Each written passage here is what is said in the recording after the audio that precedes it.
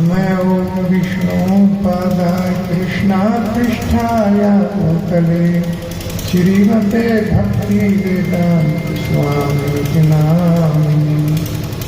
नमस्ते सरस्वती देवी गौरवाणी प्रचारिणे निर्विशेष शून्यवादी पाश्चात्य देशतारिणे।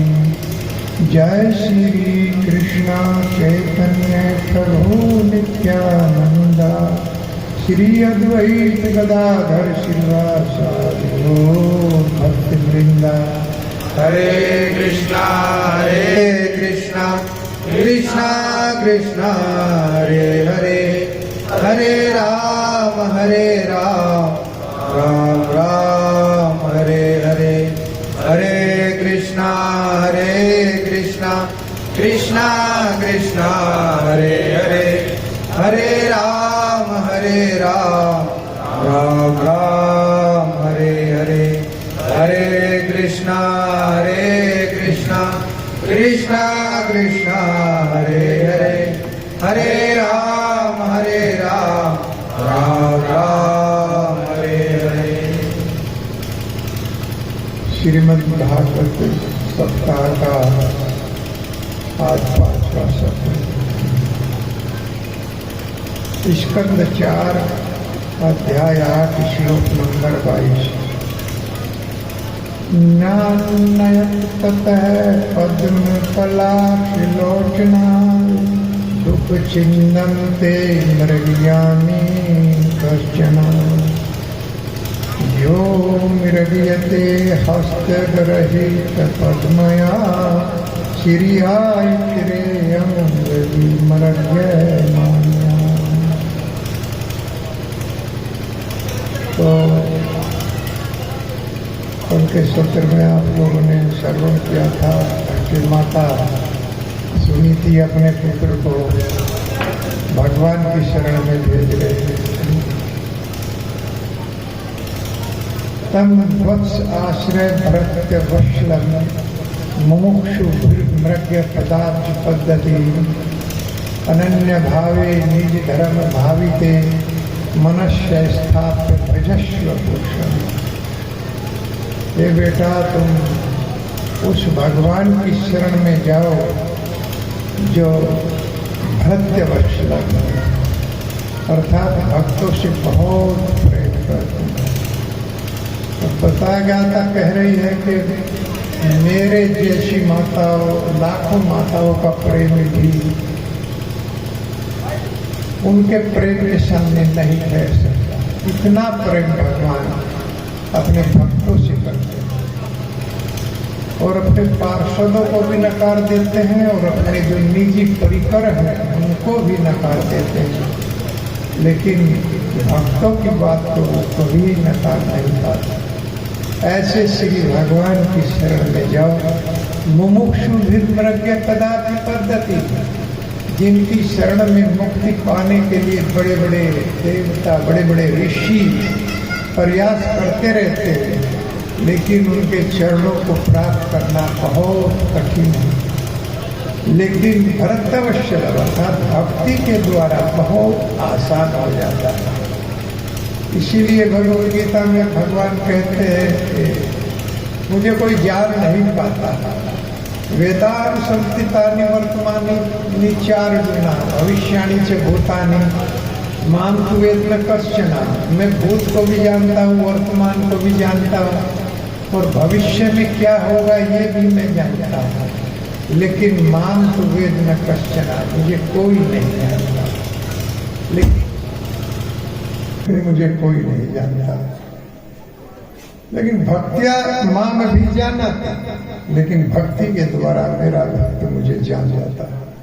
इसलिए बड़े बड़े महात्मा लोग भगवान की मुक्ति पाने के लिए भगवान की शरण भगवान का चरण कमल पाने के लिए प्रयास करते हैं, लेकिन बेटा भक्ति के द्वारा उसे बड़ी आसानी से प्राप्त कर लिया जाता है। इसलिए अनन्य भावे निज धर्म भावित, अनन्य भाव से अपना निज धर्म है, प्रत्येक जीव का निज धर्म है कि वो भगवान का भजन करे इसलिए तुम अनन्य भाव से उनका भजन करो। और मनस्य पर स्थाप्य भजस्व पुरुषम, बड़े विस्तार से इसको बताया गया था कि किस प्रकार से भक्तों के लिए भगवान उनके नौकर तक बन जाते हैं। बहुत विस्तार से कल इसमें बताया गया था। तो आज कह रहे हैं कि नान्यम ततः पद्म पलाश लोचनाद दुख छिंदम ते मृग्यामी कश्चन, न अन्यम, अन्य दूसरा कोई नहीं जिसकी आंखें कमल दल के समान है, वो श्री भगवान ही दुख छिंदम, तुम्हारे इस दुख को काट सकते हैं। तुम जो ये दुख लेकर मेरे पास आए हो कि मेरी माँ इसको दुख को काट देगी, कोई पिता कोई माता अपने बच्चे के दुख को नहीं काट सकता। कभी कभी माँ बाप के सामने ही बच्चे की मृत्यु हो जाती है, लेकिन वो कुछ कर नहीं पाते। लेकिन भगवान तुम्हारे इस दुख को काट देंगे। अन्य ना, अन्यम शब्द बता रहा है कि कोई देवता भी नहीं काट सकता। मनुष्य की तो बात छोड़ दीजिए, कोई बड़े से बड़ा देवता भी तुम्हारे इस दुख को नहीं काट पाएगा। मृग्यामी कश्चना, क्योंकि देवता लोग दौड़ते रहते हैं धन की देवी लक्ष्मी के। इस जगत के लोग तो दौड़ ही रहे हैं, अर्थात धन के पीछे प्रत्येक जीव भाग रहा है कि धन प्राप्त हो, किसी तरह से धन मिले। तो देवता लोग भी धन के पीछे भागते हैं, इसलिए वो तुम्हारे दुख को नहीं काट पाएंगे। लेकिन भगवान का भक्त धन के पीछे नहीं भागता, भगवान के पीछे भागता है, इसलिए लक्ष्मी उसके पीछे भागती है।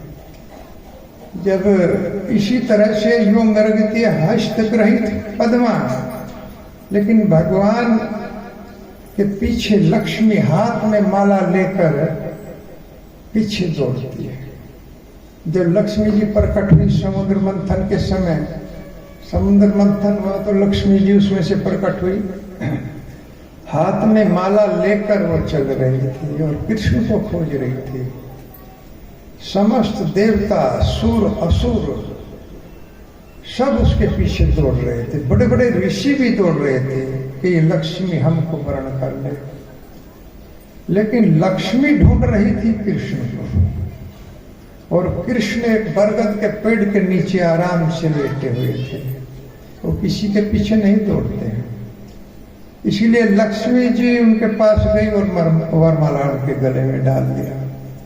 देवताओं ने असुर जितने भी थे पूछा कि इसमें क्या खास बात देखी, हम लोग आपके पीछे दौड़ रहे हैं लेकिन हमको वर्ण नहीं किया है, तुमने इस कृष्ण को वर्ण किया है, इसमें क्या खास बात देखी? कि इसकी सबसे बड़ी बात है कि किसी के पीछे नहीं दौड़ता है, मेरे पीछे भी नहीं दौड़ रहा है। यही बात मुझे इसकी अच्छी लगी और इसके गले में वरमाला डाल दी। भगवान किसी के पीछे नहीं दौड़ते, लेकिन अपने भक्तों के पीछे वो भी दौड़ते हैं। अनुवर्जामी हम नित्यम पूयेत अग्रमिरेणु भी, भगवान अपने भक्तों के पीछे दौड़ते हैं इसलिए कि उनके चरणों की रज उड़े और मेरे ऊपर पड़े, मेरे मस्तक पर चढ़ जाए तो मैं भी पवित्र हो जाऊं। अनुवर्जामी अहम नित्यम पूयेत अग्रिम रेणु भी, रेणु रज पूयेत पवित्र कर दे, अग्रिम उनके चरणों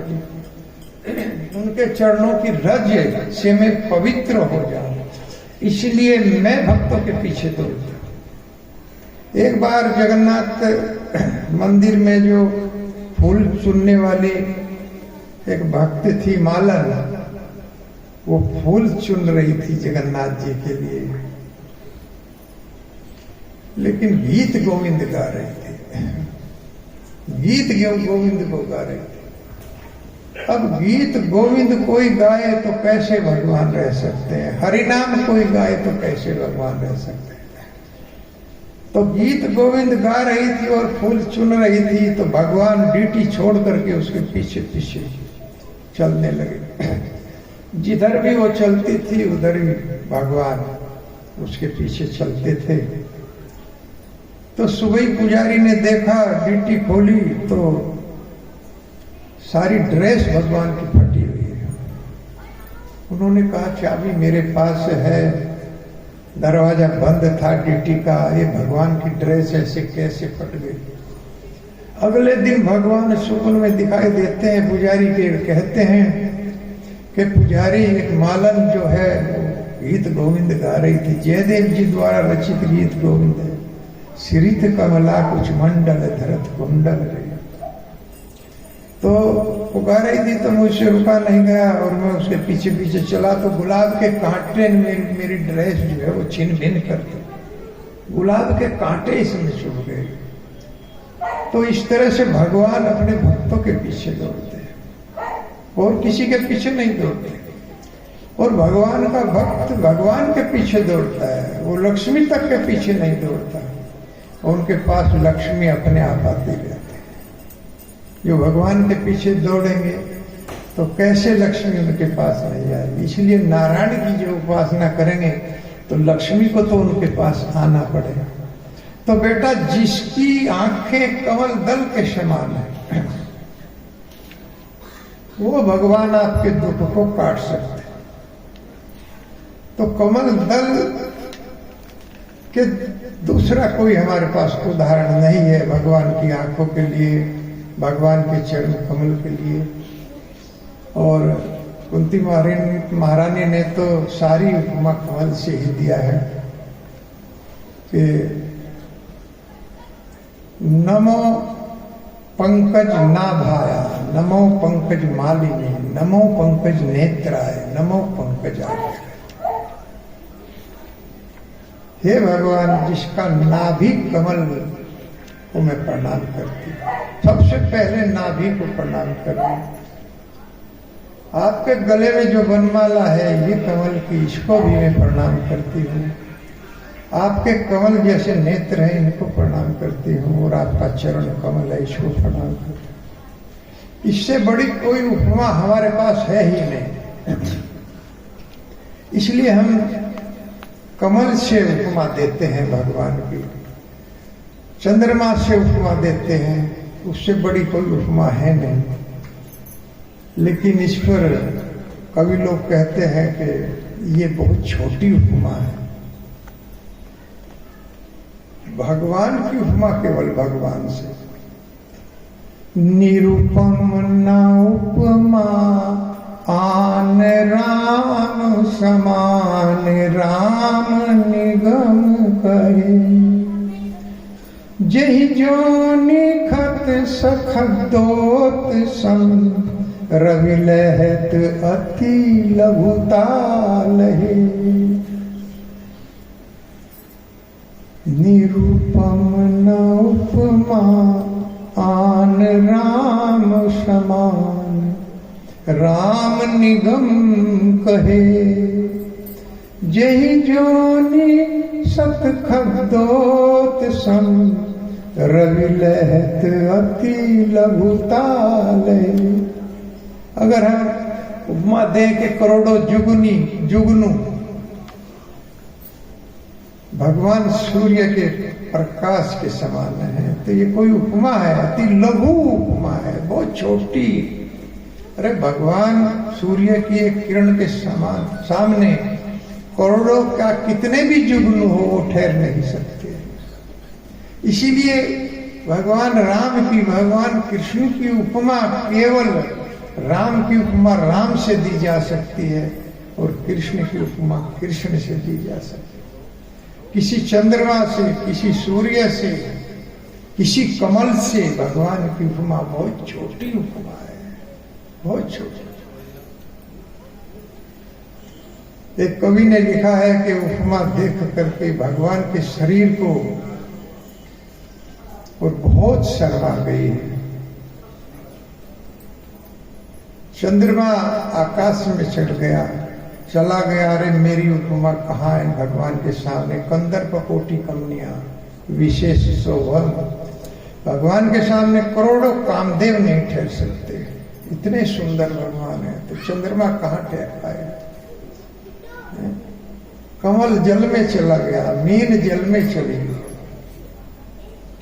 उपमा हरितन देख लजाई, उपमा हरितन लजाई उपमा हरि तन देख लजाई उपमा हरि तन देख लजाई कोई जल में कोई गई है वन में, कोई जल में कोई गई है वन में कोई गगन समाई। उपमा हरि तन देख लजाई उपमा हरि तन देख लजाई उपमा हरि तन देख लजाई कोई जल में कोई गई है वन में, कोई जल में कोई गई है वन में कोई गगन समाई। उपमा हरि तन देख लजाई उपमा हरि तन देख लजाई उपमा हरि तन देख लजाई मुख निरखत शशि गयो अंबर को, मुख निरत सखी गयो अंबर को तड़ित दसन छवि हेरी, तड़ित दसन छवि तेरी दीन कमल कर चरण नयन डर, नील कमल कर जयन नयन डल जल में पियो बसेरी। उपमा हरि तन देख लजाई उपमा हरि तन देख लजाई उपमा हरि तन देख लजाई कोई जल में कोई गयो है वन में कोई जल में कोई गयो है वन में कोई गगन समाई। उपमा हरि तन देख लजाई उपमा हरि तन देख लजाई उपमा हरि तन देख लजाई तो इस तरह से जब चंद्रमा ने भगवान का मुख देखा तो शर्मा करके गगन में चला गया। और मीन की हम कुंडल भगवान के आकृति मीन आकृति की, मीन ने जब देखा तो वो भी जल में चली गई, कमल भी जल में चला गया। सारी उपमा शर्मा। तो भगवान की उपमा केवल भगवान से, राम की उपमा राम से, ये निगम कहता है, वेद कहता है। और कोई उपमा दी नहीं, लेकिन हमारे पास मजबूरी है। एक भक्त तो इन उपमा को दे करके बहुत रोए कि भगवान मेरे पास कोई और उपमा नहीं है, तो कहाँ से उपमा को लाऊं? चंद्रमा से आपके मुखमंडल की उपमा दे सकता हूं। तो बहुत रो रहे थे। इस तरह से भगवान इतने सुंदर हैं कि उनका एक ऐश्वर्य, जैसे मैं कल बता रहा था कि भगवान अर्जुन के युद्ध पर रथ पर खड़े हो जाते थे और सुंदरता से ही उन्होंने युद्ध किया। समस्त जो विपक्षी सेना के योद्धा थे वो जड़ हो जाते थे, और अर्जुन क्योंकि भगवान को देखते थे तो जड़ हो जाते थे, अपनी निगाहें नहीं हटा पाते थे भगवान के मुखमंडल से, और अर्जुन उसी का लाभ उठा करके उनका वध करते थे। नेत्रे पिबंती नैना भी रामा पार्था अस्त्र पूता पद्मा पुरुष्य, लेकिन भगवान उन सबको परम पद प्रदान करते थे, गोलोक धाम में जाते थे। तो इस तरह से भगवान, सारी इंद्रियों भगवान के एक दूसरे की पूरक है। किसी भी इंद्रिय से कोई भी काम भगवान कर सकते हैं। दृष्टिपात मात्र से भगवान भोजन ग्रहण कर लेते हैं, और दृष्टि से इस ब्रह्मांड की रचना कर देते हैं। उनके लिए कुछ भी असंभव, सब संभव ही संभव। और हमारे लिए ये भजन बहुत असंभव हमको लगता है। भजन कर किया ही नहीं जाता, बहुत कठिन हो जाता। अब माला ले लिया तो 2-4-10 दिन किया और फिर खूंटी पर टांग देते हैं उसको। निरंतर भगवान का भजन करना चाहिए। ये मनुष्य योनि इसीलिए हम लोगों को प्राप्त हुई है, और कोई दूसरा कारण इसका नहीं है। अनेक योनियों में अपने बच्चों को हमने खूब पाला है, खूब पोसा है। जितनी भी योनियों में हम पैदा हुए हैं उनमें सब में हमें माता पिता मिले हैं, सब में हमें बच्चे मिले हैं, कोई भी योनि ऐसी नहीं। तो इस योनि में भी हमको ये बच्चे हैं, पत्नी है, पति है, सब कुछ हमको भगवान ने दिया है, लेकिन सबसे प्राथमिकता है भगवान के भजन की। ये शरीर हमको भजन के लिए मिला है, क्योंकि 84 लाख योनियों में किसी में भी भजन नहीं हो सकता। और सब चीजें हैं, विषय भी हैं, बच्चे भी हैं, माता पिता भी हैं, सब मिलेगा, लेकिन भजन नहीं मिल सकता। हरे कृष्णा हरे कृष्णा कृष्णा कृष्णा हरे हरे, हरे राम राम राम हरे हरे। तो भगवान का भक्त धन के पीछे नहीं भागता है, बल्कि धन को छोड़ देता है। भगवान का इतना प्रेम उसके अंदर आ जाता है, भगवान जब अपना प्रेम देते हैं तो धन की तरफ से उसका आकर्षण हट जाता है और उसको आवश्यकता के अनुसार धन ऑटोमेटिकली मिलता रहता है, भगवान देते रहते, इसलिए वो धन के पीछे नहीं भागता। जबकि इस जगत के लोग, देवता लोग, सब धन के पीछे भागते और धन योग्यता से मिलता है, योग्य बनता है। एक माता पिता के 2 बच्चे हैं, तो एक लायक है और एक नालायक है। जो नालायक है उसको माँ बाप धन नहीं देते, वो मांगता रहता है, उसके बाद भी नहीं मिलता है।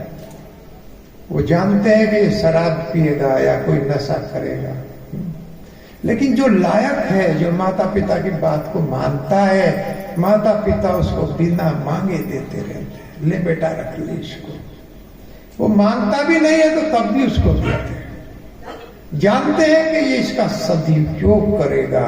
इसी तरह से भगवान अपने योग्य पुत्र को बिना मांगे देते रहते हैं, और योग्य पुत्र वो है जो भगवान का भजन करता है, उसे मांगने की आवश्यकता नहीं होती। इस प्रकार माता पिता अपने योग्य पुत्र को देते रहते हैं।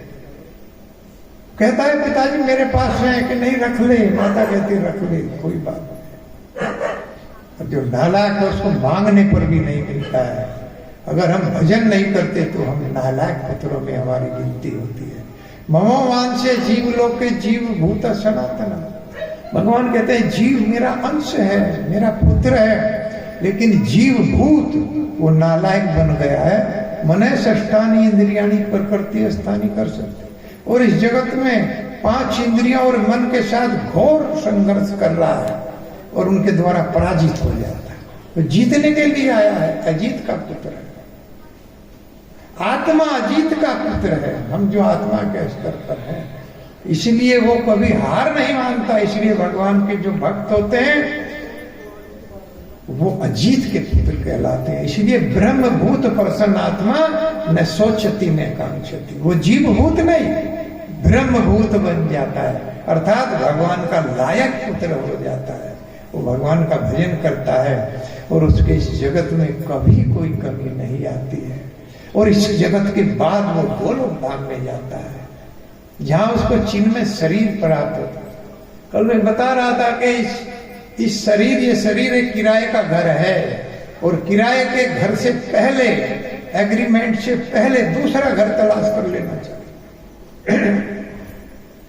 अगर किसी व्यक्ति के पास किराए का घर है और एग्रीमेंट है 11 महीने का, 5 साल का, 2 साल का, तो बुद्धिमान व्यक्ति को एग्रीमेंट समाप्त होने से पहले दूसरा घर तलाश कर लेना चाहिए।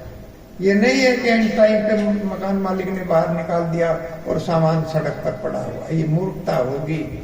उससे पहले मकान ढूंढ लेना चाहिए। तो एग्रीमेंट हमारा कितना है इस जगत में? 100 वर्ष का, कोई कोई जाता है। इसके बाद इस मकान से निकलना पड़ेगा। तो उससे अच्छा है कि अपना निजी मकान बना लिया जाए, तो वो बहुत अच्छा है। और गोलोक धाम में हम लोगों को निजी मकान मिलता है। जो भजन से तैयार होता है, हम भजन करते हैं तो चिन्ह में शरीर मिलता है। फिर इस शरीर में जरा जन्म मृत्यु जरा व्याधि नहीं रहती है, सब समाप्त हो जाता है। जैसा भगवान का शरीर है ऐसा ही हम हमारा शरीर देते हैं। इसलिए अद्वैत अच्युतम अनादिम अनंत रूपम, भगवान एक है, अच्युत है, अर्थात उनको उन पद से हटाया नहीं जा सकता। और ऐसा ही पद भक्त को मिलता है, उस पद से भक्त को हटाया नहीं जा सकता। ध्रुव महाराज को भगवान ऐसा ही अस्थाई पद देंगे जिससे प्रलय में भी ध्रुव को हटाया नहीं जा सकता। बहुतों को दिया है। भगवान कहते हैं हरिश्चंद्रो रंती देव उच्छ्वरती शिवी बलि, बहुत लोगों को मैंने दिया है ये अस्थाई पद। और कैसे दे दिया? केवल जिसने ये अस्थाई शरीर मुझे दे दिया। ये शरीर तो अस्थाई है, एक दिन चला जाएगा, ये हम सब जानते हैं। इस अस्थाई के बदले अगर किसी ने भगवान को ये अपना शरीर अर्पण कर दिया, अर्थात इससे भगवान का भजन कर लिया, तो उसको भगवान अस्थाई पद देते हैं, जिस पद से कभी हटा नहीं सकता कोई। जैसे ध्रुव महाराज को ध्रुव लोक प्रदान करेंगे आगे से। तो अस्थाई के बदले अर्थात रांग के बदले भगवान हीरा दे रहे हैं, हीरा प्राप्त कर। तो ऐसा अवसर फिर मिलने वाला नहीं है। पता नहीं फिर कहाँ हम गिरे, कहाँ जाए, कुछ हमको पिछली योनियों के संबंध में हमको कुछ जानकारी है? कोई जानकारी नहीं है। अगर हो जाए तो तुरंत भजन में लग जाए। लेकिन जैसे मैंने ये बताया कि हर योनि में माता पिता मिलते हैं, हर योनि में पत्नी मिलती है, हर योनि में सारे सुख मिलते हैं, लेकिन ये भजन नहीं मिलता है। लेकिन योनि कितनी गंदी गंदी है। अगर हमें सुअर की योनि मिल गई तो उसी तरह का भोजन करना पड़ता है जिस तरह की योनि मिलेगी। सर्प की योनि मिल जाए, कोई भी योनि गंदगी सब खाता। तो कितना सुंदर प्रसाद माताएं बना रही है। वास्तव में भक्तों को कितना सुंदर प्रसाद मिलता है। कहीं भी जाएंगे वहीं पर बहुत सुंदर व्यवस्था रहती है। मंदिर में रहते हैं तो मंदिर में भगवान को भोग लगता है, एक मिष्ठान बनता, कभी हलवा बनेगा, कभी लड्डू बनेगा, कभी कुछ बनेगा, दो सब्जी, दाल, चावल सब रहता। कितना अच्छा प्रसाद है। प्रभुपाद जी से एक बार एक व्यक्ति ने पूछा था ऐसा कि आप हर समय हरे कृष्णा महामंत्र गाते रहते हो, कथा करते रहते हो, अगर ये कृष्ण भगवान ना हुआ तो क्या होगा? क्या होगा अगर कृष्ण भगवान ना निकले तो? प्रभुपाद जी ने जवाब दिया, क्या होगा? बहुत सुंदर प्रसाद खा रहे हैं, आनंद आ रहा है, कीर्तन कर रहे हैं, हमारे जीवन में आनंद ही आनंद है, हमें आ रहा है। लेकिन तुम बताओ अगर कृष्ण भगवान हुए तो तुम्हारा क्या हाल होगा? क्योंकि वो भजन करते नहीं थे, फिर क्या होगा? हम तो गोलोक धाम में जाएंगे, तुम्हारा क्या होगा? तुम किस योनि में गिरोगे, किस नरक में जाओगे? तो इसलिए योग मृगते हस्तगहित पद्मा, सारे देवता भी लक्ष्मी के पीछे दौड़ते हैं। इस जगत के जीव तो दौड़ ही रहे हैं, लेकिन भगवान का भक्त नहीं दौड़ता। हमारे आचार्य हुए हैं षड गोस्वामी, रूप सनातन भट्ट रघुनाथ, जीव गोपाल दास रघुनाथ। ये कोई सामान्य व्यक्ति नहीं थे, बहुत बड़े बड़े पदों पर ये लोग थे, लेकिन भगवान की शरण में और भजन से सारा पद छोड़ दिया।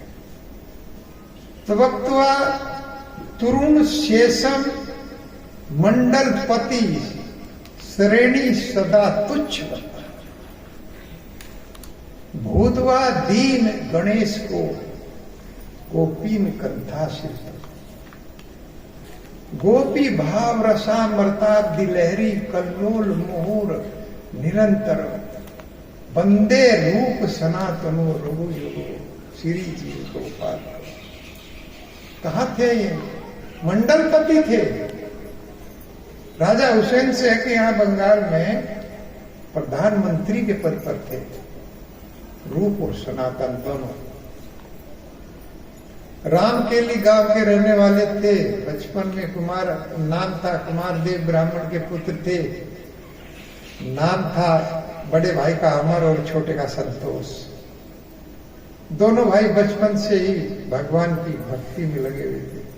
गांव में ही छोटा सा वृंदावन बना लिया। यहाँ पर राधा कुंड है, यहाँ पर श्याम कुंड है, यहाँ पर भगवान ने उतना का वध किया, यहाँ पर भवन है और नित्य वो परिक्रमा करते थे। इतने तेजस्वी हो गए। अब भगवान तो जानते हैं सब कुछ, तो एक दिन वृंदावन की यात्रा पर निकले भगवान गौर हरि चैतन्य वहां पर हुए। तो अचानक स्वरूप दामोदर और हरिदास ठाकुर साथ में थे, तो किधर को मुड़ गए? रामकेली गांव की तरफ को चल गए। रामकेली गांव की तरफ कोई जाने का, प्रस्थान करने का, क्योंकि रास्ते में नहीं पड़ता था वृंदावन के। आश्चर्य में लोग पड़ गए कि रामकेली गांव की तरफ को क्यों जा रहे हैं। लेकिन उस गांव में गए और जाकर के वहां पर कीर्तन और भजन शुरू कर दिया। हरे कृष्णा महामंत्र को गाने लगे भगवान चैतन्य महाप्रभु। उस समय दोनों भाई प्रधानमंत्री के पद पर चले गए थे। हुसैन शाह को उनकी ख्याति का मालूम हुआ तो अपने पास बुला लिया दोनों भाइयों को, और बुलाकर दोनों को प्रधानमंत्री के पद पर नियुक्त कर दिया। जैसे ही महाप्रभु आए गांव में और उनको मालूम हुआ कि महाप्रभु गांव में कोई साधु आया है, बहुत बड़ा साधु है जो भगवान के नाम का कीर्तन भजन गा रहा है, तो दोनों भाई आए, गांव में आए और दर्शन करते ही समझ गए कि कोई साधारण साधु नहीं है। चरणों में गिर गए, चरण पकड़ लिए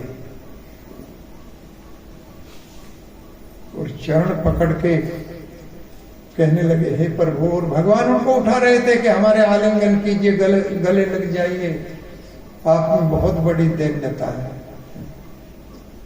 लेकिन वो नहीं उठ रहे थे,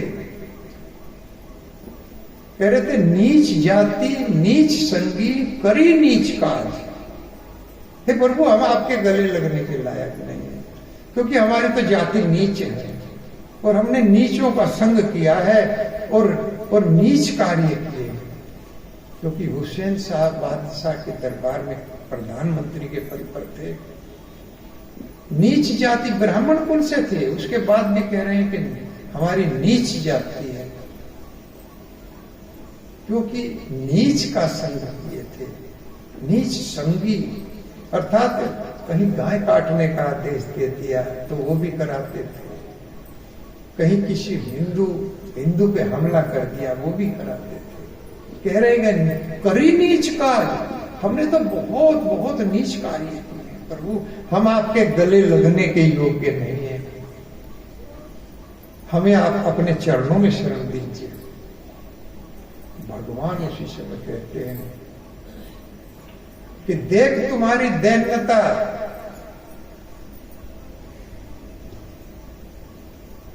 कैसे हटे मोर मन, देख तुम्हारी दैन्यता फटे मोर मन, आज से तुम्हारा नाम रूप सनातन। वही दीक्षित कर दिया कि आज से तुम रूप हो गए।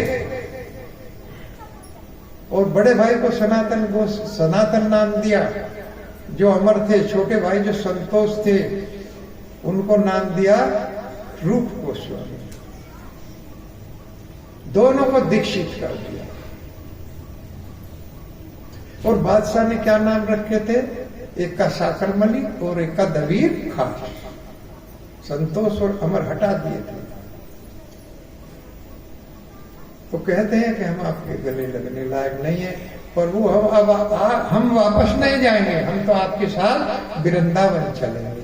दोनों ने जिद पकड़ लिया, लेकिन भगवान ने समझाया कि अभी आप वापस चले जाओ, क्योंकि परिपक्व अवस्था नहीं आई है। किसी आम को तोड़ने में वो स्वाद नहीं आता है जो आम अपने आप नीचे गिरे, वो परिपक्व होता है पूरी तरह से। जो आम अपने आप टूट के गिरेगा, जो फल कोई भी टूट के अपने आप नीचे गिरेगा, वो पका हुआ होगा, और जिसको हम तोड़ के खाएंगे वो अर्ध पका कच्चा होगा। तो इसलिए अभी स्थिति, तुम वापस चले जाओ। भगवान की भक्ति में बहुत सोच समझ करके आगे बढ़ना चाहिए, बिना सोचे समझे घर का त्याग नहीं करना चाहिए। बहुत बड़ी बड़ी प्रॉब्लम आती है। सबसे बढ़िया तो है कि अपने घर में रहकर भजन करा जाए, अपने बच्चों में रह करके भजन किया जाए, लेकिन भजन किया जाए। अनुकूलस्य संकल्प प्रतिकूलस्य वर्जन। जो अनुकूल है उसी को अपनाया जाएगा, प्रतिकूल को छोड़ना पड़ेगा। भक्ति में अगर कोई पत्नी बाधा करे, पति बाधा करे, बच्चा बाधा करे, तो उसका त्याग करना पड़ता है, तब आगे बढ़ा जाएगा। लेकिन अगर अनुकूल है सब, बहुत ही अच्छा, ऐसे घर को छोड़ने की आवश्यकता नहीं है। जिस घर में सब भजन करते हैं वो वैकुंठ का वास होता है, यहीं पर वैकुंठ लग जाएगा। हम अपने घर को वैकुंठ बना सकते हैं। जिस घर में स्त्रियों का सम्मान नहीं होता, शराब पी जाती है, तो नरक है यहीं पर, वो घर नरक माना जाता है। और जिस घर में स्त्रियों का सम्मान होता है वो घर स्वर्ग बन जाता है। और जिस घर में स्त्रियां भजन करती हैं और पुरुष भजन करते हैं, वो घर यहीं पर वैकुंठ बन जाता है। तो वैकुंठ है, अपने घर को वैकुंठ बनाइए, यहीं पर भजन कीजिए। बच्चों को भी 1 माला 2 माला पे धीरे धीरे लगाइए, उनसे उनकी बुद्धि तीक्ष्ण होगी, आगे बढ़ेंगे। तो दोनों भाई वापस चले गए और जाकर के राजा का कार्य देखने लगे। लेकिन मन नहीं लग रहा था, क्योंकि भगवान का दर्शन कर लिया था, मन कहाँ लगेगा। तो दीपावली का अवसर था, एक दिन दोनों भाई पूरा राजकाज का काम देख रहे थे। तो जो डोनेशन आया था, सब राजा ने जो टैक्स इकट्ठा किया था, उसका हिसाब लगा रहे थे दोनों भाई। तो 5 रुपए की कमी निकल रही थी। पूरी रात हो गई लेकिन 5 रुपए की कमी दूर नहीं हुई। पूरी रात जोड़ते रहे हिसाब को। तो उसी समय जो नौकर था वो आया, कहने लगा, महाराज आपको पूरी रात हो गई, आपके लिए शरबत बना दो। साकर मलिक ने कहा ठीक है, शरबत ले आओ। वो शरबत लेकर के आया, दोनों भाइयों ने शरबत पिया और फिर हिसाब में लग गए। अगले दिन नौकर आया, देखा, अरे ये डब्बा तो नमक का है। और ये नमक का डब्बा मैंने जो मंत्री जी हैं उनके जो शक्कर डालनी थी वहां नमक डाल दिया, और वो तो दंड देंगे। जाकर के पहू में गिर गया, उनके चरणों में गिर गया। और वो रात बहुत बड़ी गलती हो गई। जो शरबत आपके लिए मैंने बनाया, धोखे से वो नमक उसमें मैंने डाल दिया। नमक डाल दिया, ये नमक डाल दिया, क्षमा की। दोनों भाई सोचने लगे, हमको तो मालूम ही नहीं है नमक क्या नमक का स्वाद है, क्या मीठा स्वाद है। हमें यही मालूम नहीं है कि वो नमकीन था। हम इस तरह से लीन हो गए हिसाब के अंदर, हिसाब को छांटने में, बनाने में, रूपों को ढूंढने में, कि हमें यही मालूम नहीं हुआ कि उसका स्वाद कैसा था। अरे अगर हम भगवान की भक्ति में इतना मन लगाएं तो क्या है। जितना हम इस बादशाह के यहाँ नौकरी करके लगा रहे हैं, अपने मन को, अपनी बुद्धि को खर्च कर रहे हैं, अगर ये बुद्धि भगवान में लगाई जाए तो बेड़ा पार। दोनों भाई सोचने लगे कि एक दिन इसको छोड़ देना चाहिए। और एक दिन तो जो दबीर खास थे उनकी ड्यूटी लगाई गई कि देखो, शहर में जाकर के देखो पब्लिक कैसी है, सुखी है, दुखी है। और वो जब देख रहे थे, रात के समय भेष बदल करके घूम रहे थे, उसी समय एक मकान से आवाज आई। पति ने पूछा, पता नहीं कौन है, आवाज आ रही है। पत्नी कहने लगी, कौन होगा इस समय, या तो कुत्ता होगा या कोई राजा का मंत्री होगा। आकर के बड़े भाई से हाथ जोड़ के कहने लगे, भैया क्या कुत्ते में और एक मंत्री में अंतर नहीं है। बड़े भाई कहने लगे, कुत्ता भी मालिक का दास होता है और मंत्री भी राजा का दास होता है, कोई अंतर नहीं है, वो दोनों दास है। अभी निर्णय ले लिया दबीर खास ने कि मैं ये नौकरी नहीं करूंगा। रात के समय ठीक 12 बजे निकल गए, राजा को छोड़ करके निकल गए, पद छोड़ करके निकल गए। और वहां से वृंदावन पहुंचे कि मैं अपने गुरु के पास पहुंचूंगा। और वृंदावन पहुंचे, वृंदावन में गुरु नहीं मिले और कहने लगे कि जब मेरा गुरु वृंदावन में नहीं है तो वृंदावन मेरे किस काम का। वृंदावन में जाते ही सबसे पहले गुरु को प्रणाम करो, तब वृंदावन में भगवान दर्शन देते। गुरु के बिना भगवान दर्शन नहीं देते। देख लिया, दर्शन कर लिया, हम खुश हो गए कि हमने दर्शन कर लिया। अगर गुरु वृंदावन में है तो सबसे पहले गुरु का दर्शन करो, उसके बाद भगवान का दर्शन करो। अगर वृंदावन में नहीं है तो गुरु को प्रणाम करो। गुरु कोई साधारण वस्तु नहीं है, साधारण साधन नहीं है, साधारण मनुष्य नहीं होता है। साक्षात भगवते ज्ञान दीप परते गुरु, ज्ञान देने वाला गुरु साक्षात भगवान के समान होता है शिष्य के लिए। वो भगवान नहीं होता, लेकिन शिष्य भगवान की तरह से उसका आदर सत्कार करता है। समस्त शास्त्र सारे ग्रंथ कहते हैं कि भगवान की तरह से ही गुरु होता है, लेकिन हमारे आचार्य कहते हैं कि वो गुरु बना कैसे। कुछ लोग इसका फायदा उठा लेते हैं कि भाई गुरु तो भगवान से भी बड़ा है, गुरु गोविंद बड़े का अकेला लूटा, और अपने आप को बड़ा बताने लगा। गुरु कभी भगवान से बड़ा नहीं होता, क्योंकि भगवान का भजन करने के बाद वो इस पद पर पहुंचा। गुरु बनने के लायक वो तभी हुआ जब उसने भगवान का भजन किया। इसलिए भगवान से कभी गुरु बड़ा होता ही नहीं, कभी बड़ा नहीं होता। जो लोग कहते हैं कि मैं भगवान से बड़ा हूं, मैं पहले भी बताया था, वो बोर्ड के अपोजिट हो जाते हैं तो डॉग बन जाते हैं। बोर्ड का उल्टा करोगे तो डॉग निकलेगा, और ऐसे कुत्ते फिर जेल में बंद होते हैं। हरे कृष्णा कृष्णा कृष्णा कृष्णा हरे हरे, हरे राम राम राम हरे।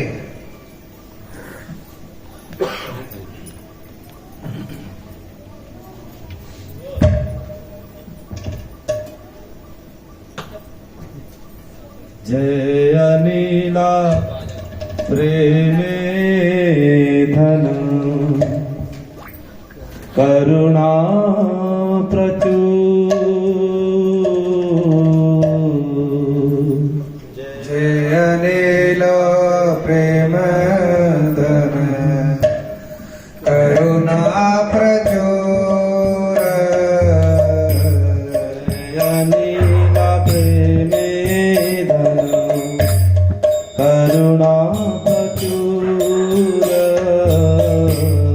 जय अनिल प्रेम धन करुणा प्रचुर।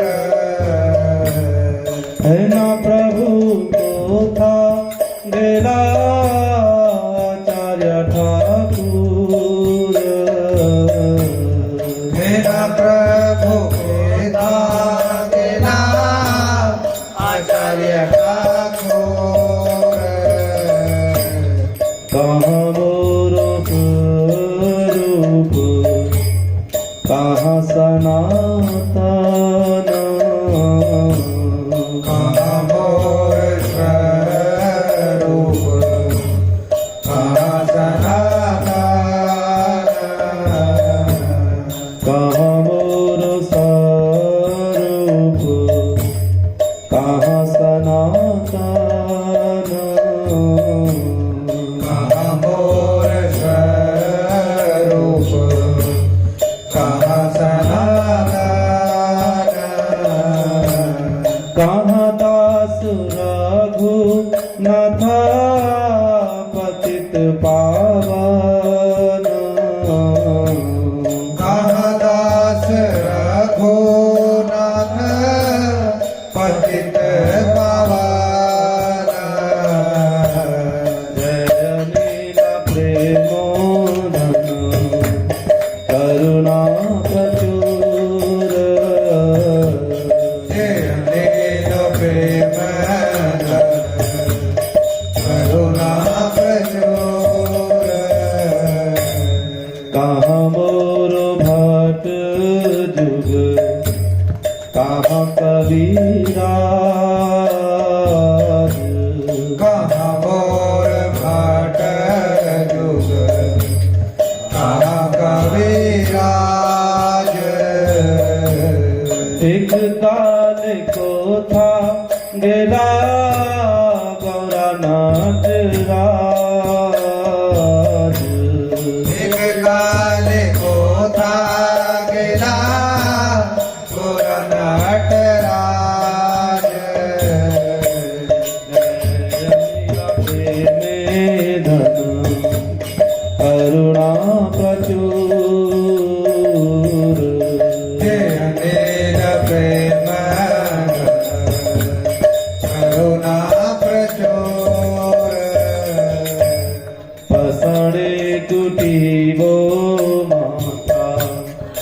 सलिला पसीरो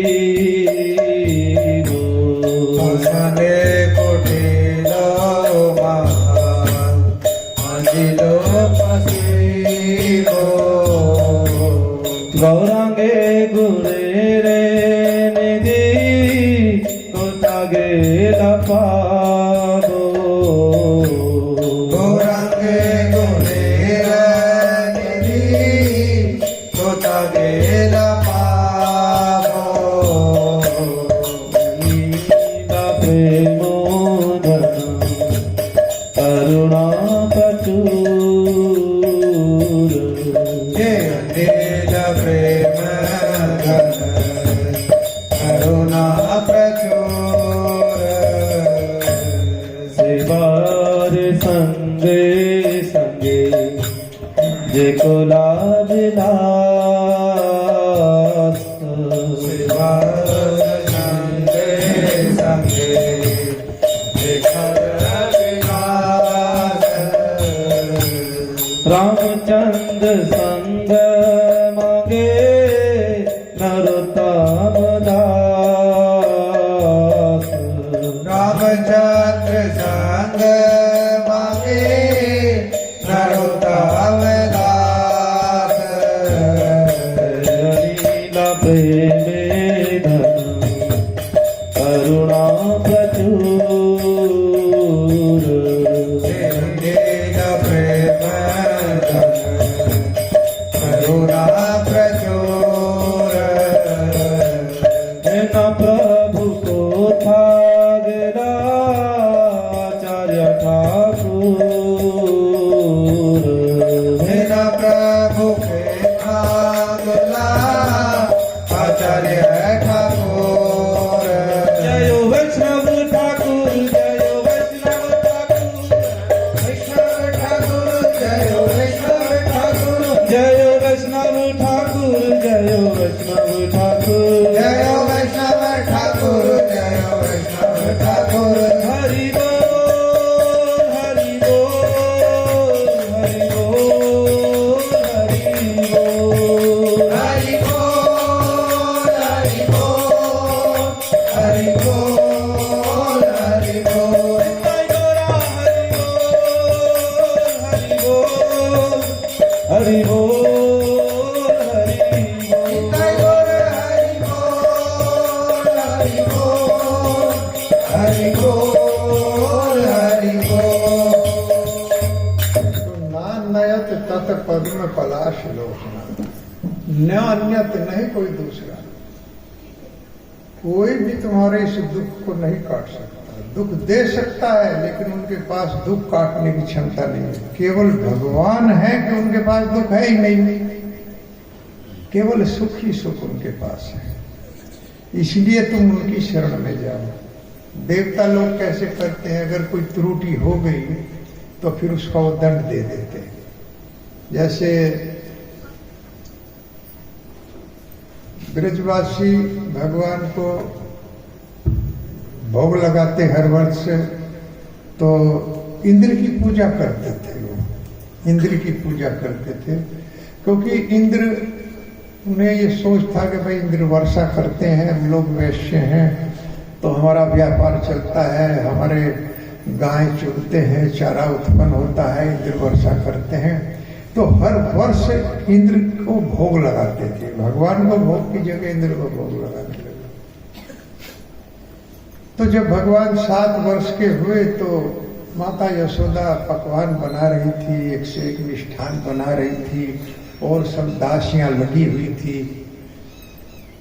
चहल पहल थी, सब काम पर लगे हुए थे, पकवान बन रहे थे। तो पूछ लिया माता किस लिए ये पकवान बन रहा है?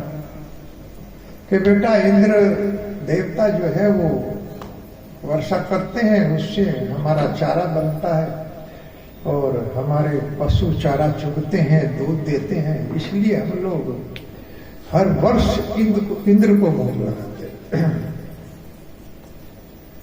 तो 7 वर्ष के थे कृष्ण, उन्होंने कहा माता इसको भोग लगाने की कोई आवश्यकता नहीं है, आप गोवर्धन को भोग लगाइए, गोवर्धन को भोग लगाइए। क्योंकि गोवर्धन के ऊपर हमारी गाय जाती है, चरती है, सब कुछ वही देने वाले हैं। जैसे भगवत गीता में भगवान कहते हैं कि सब कुछ मैं देता हूं, देवताओं के पास कुछ नहीं है, अगर उनके द्वारा प्राप्त करोगे तो क्षणिक हो जाएगा, और मेरी शरण में आकर लोगे तो शाश्वत हो जाएगा, सनातन। तो मना कर दिया भगवान ने कि आप जो है इसको भोग नहीं लगाइए, भोग को गोवर्धन को लगाइए। तो समस्त ब्रजवासी इकट्ठे हो गए और गोवर्धन को भोग लगाया, और जितना भी पकवान बना था भगवान सब खा गए। आमी और दो मांगते ही रहे।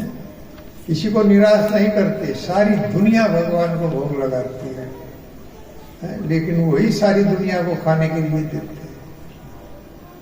सारी दुनिया के दाता वही हैं, सबको खाने के लिए वो देते हैं, फिर भी हम लोग उन्हीं को भोग लगाते हैं। तो इस तरह से ये त्रुटि हो गई। तो उधर इंद्र ने देखा कि एक बालक के कहने से मुझे भोग नहीं लगाया, नाराज हो गया, इसी बात से नाराज हो गया और वर्षा किया, इतनी बड़ी वर्षा किया कि एक जो गाड़ी का पहिया होता है उसके बराबर एक बूंद थी कि पूरा का पूरा ब्रज को बहा दूंगा। तो इस तरह से इतनी घनघोर वर्षा हुई तो भगवान ने रक्षा के लिए गोवर्धन को उठा लिया। 7 वर्ष के बालक थे, एक उंगली के ऊपर गोवर्धन पर्वत को उठा लिया। सारे ब्रजवासी, सारी गाय सब उसके नीचे आ गए। भगवान ने इस तरह ब्रजवासियों की रक्षा किया। और आजकल जो भगवान कह रहे हैं कि 7 दिन तक रात दिन एक मूली के ऊपर गोवर्धन को धारण किया, ये ग्रंथ कहता है 7 वर्ष के बालक ने। तो कौन उठा सकता है? वही भगवान। एक प्रभा जी से एक बार व्यक्ति ने कहा, वो बोल रहे थे कि भगवान के लिए कुछ भी असंभव नहीं है, तो क्या भगवान कोई ऐसा पत्थर बना सकते हैं जिसे कोई उठा ना सके? कि हाँ बना सकते हैं। फिर कहने लगा, क्या कोई इस पत्थर को उठा सकता है? हाँ, श्री भगवान उसको उठा सकते। गोवर्धन उन्होंने उठा लिया था एक उंगली के ऊपर। अगर कोई आज अपने आप को भगवान कहता है तो एक ईंट को उठा करके दिखाए। इसे भगवान बने फिरते हैं हमारे गुरु जी कहते हैं, लेकिन कुछ कर नहीं सकते। भगवान सब कुछ कर सकते हैं, उनके लिए कुछ भी असंभव नहीं है, सब संभव ही संभव है। लेकिन देवता लोक में थोड़ी भी त्रुटि अगर हो जाए तो नाराज हो जाते हैं और उल्टा दंड दे देते हैं। तो इस तरह भगवान नाराज होते ही नहीं, कभी भी नाराज नहीं होते, और वो वस्तु भी नहीं देते हैं जो वस्तु हानि करे।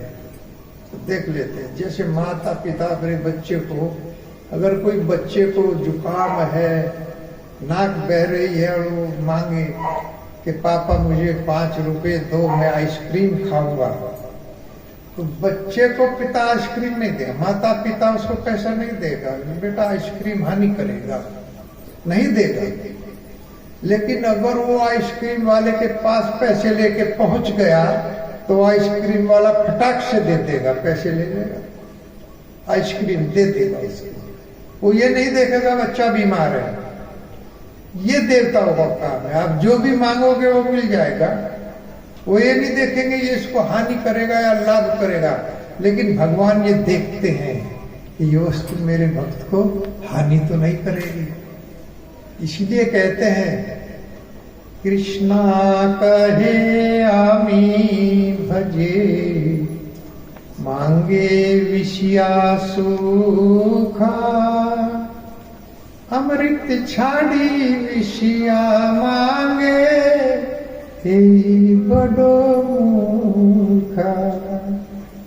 आमी बिग ते ही मूर्खा, विषया कहने दीवो, सब चरण अमृत दीवो, विषया भूलो। कृष्ण कहे मेरा भजन करे और विषय सुख मांगता है, मैं जानता हूं इसको हानि करेगा, ये मूर्ख है। मेरा भक्त मूर्ख है, लेकिन मैं तो मूर्ख नहीं हूं। आमी बिग, मैं तो समस्त बुद्धिमानों की बुद्धि मेरे पास से जाती है, तो मैं उसको वो चीज नहीं दूंगा। आमी बिग यही मृग विषया कहने थे, मैं इसको ऐसी वस्तु कैसे दूं जो इसको हानि करे। मैं अपने चरणों का अमृत दूंगा जिससे इसके सब इसे छूट जाए। अन्य कामी यदि करे कृष्णेर भजना, न मांगी ले कृष्णा तारे दीना सब चरण। अन्य कामी यदि करे कृष्णेर भजन, बहुत सारी कामनाएं हैं, ये भी मेरी पूरी हो, ये भी मेरी पूरी हो, तो बहुत सारी कामनाएं हैं,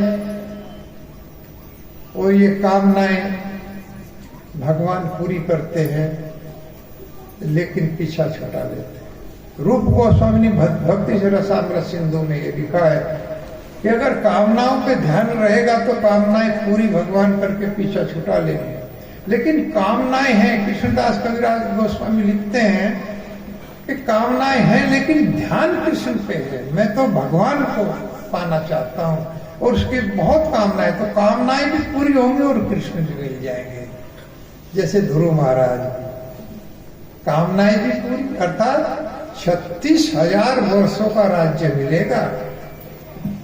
हाथ जोड़ के कहते हैं प्रभु मुझे राज्य नहीं चाहिए, मुझे तो आपके चरणों की रज मिल गई, तो सब कुछ मुझे मिल गया। भगवान के चरणों की रज मिलते ही राज्य की इच्छा चली गई।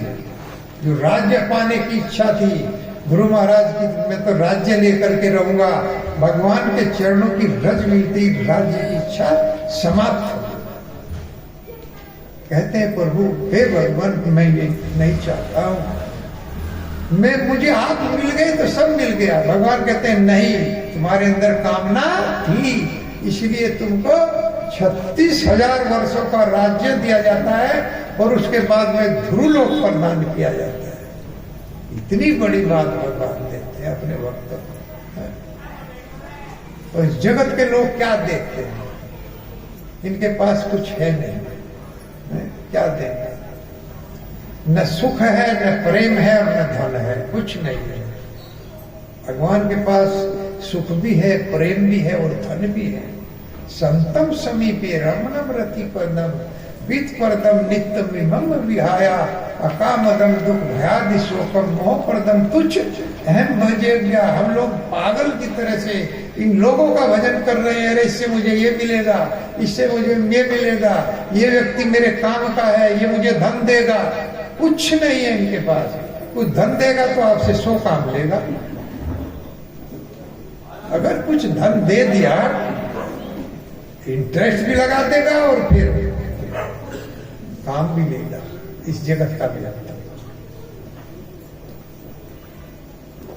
तो इसके पास है नहीं है कुछ, ये दुख के सिवा कुछ नहीं दे सकते। तो इसलिए भगवान की शरण ग्रहण करनी चाहिए। जैसे माता ने उपदेश दिया कि बेटा तुम उसकी शरण में जाओ जिसकी आंखें कमल दल के समान है, वो तुम्हारे सारे दुख को काट देंगे। कोई देवता भी नहीं काटेगा, कोई मनुष्य नहीं काटेगा। ये तो सब लक्ष्मी के पीछे भागते हैं, लेकिन भगवान के भक्त के पीछे लक्ष्मी भागती है, वो ध्यान नहीं देते। हरे कृष्णा कृष्णा कृष्णा हरे हरे, हरे राम राम राम हरे हरे। भज गौरांगो लह गौरांग कहो गौरांगो रे नारी। भज गौरांगो कह गौरांगो लह गौरांगो रे नाम रे। भज गौरांगो कहो गौरांगो लह गौरांगो रे नाम रे। भज गौरांगो कह गौरांगो लह गौरांगो नाम रे। जय जनो गौरांग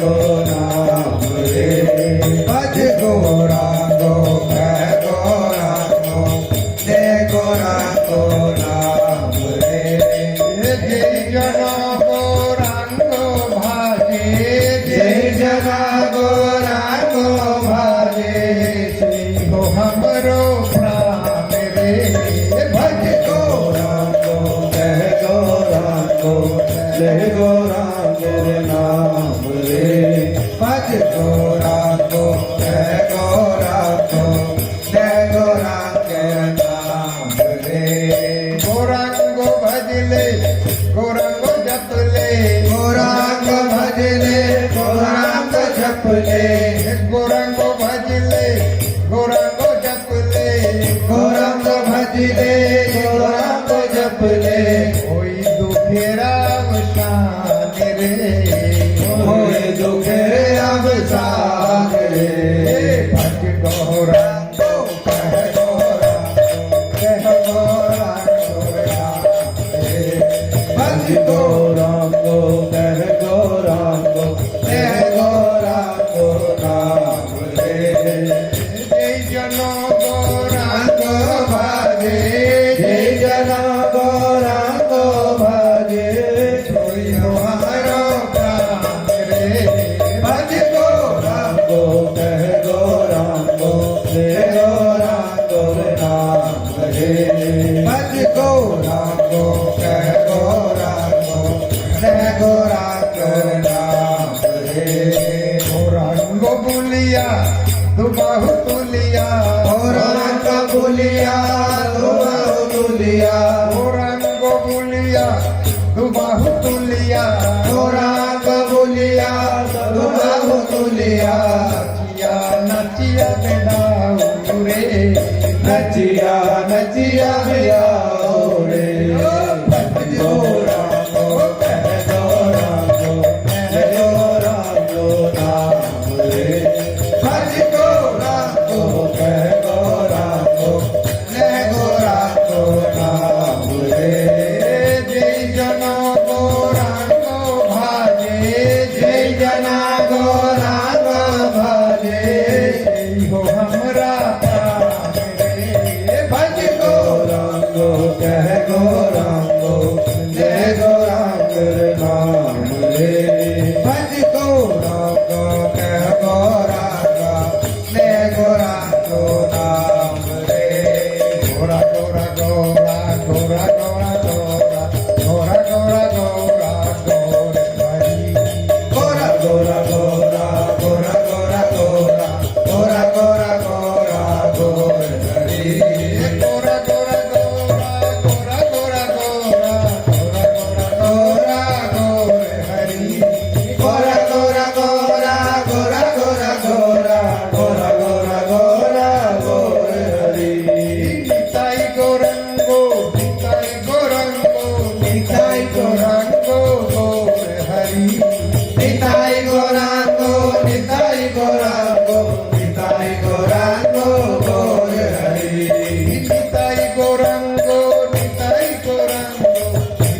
गौरंगो गोर हरी निताई गौरांगो निताई गौरांगो निताई गौरांगो गोर हरि गोरा गोरा गोरा गोरा गोरा गोरा गोरा गोरा गोरा गोर हरि गोरा गोरा गोरा गोरा गोरा गोरा गोरा गोरा गोरा गोर हरि गोरा गोरा गोरा गोरा गोरा गोरा गोरा गोरा गोर हरी गोरा गोरा गोरा गोरा गोरा गोरा गोरा गोरा गोरा गोर हरि जय सचिनंदन गौर हरि जय सचिनंदन गौर हरि जय सचिनंदन गौर हरि जय सचिनंदन गौर हरि युग अवतारी गौर हरि युग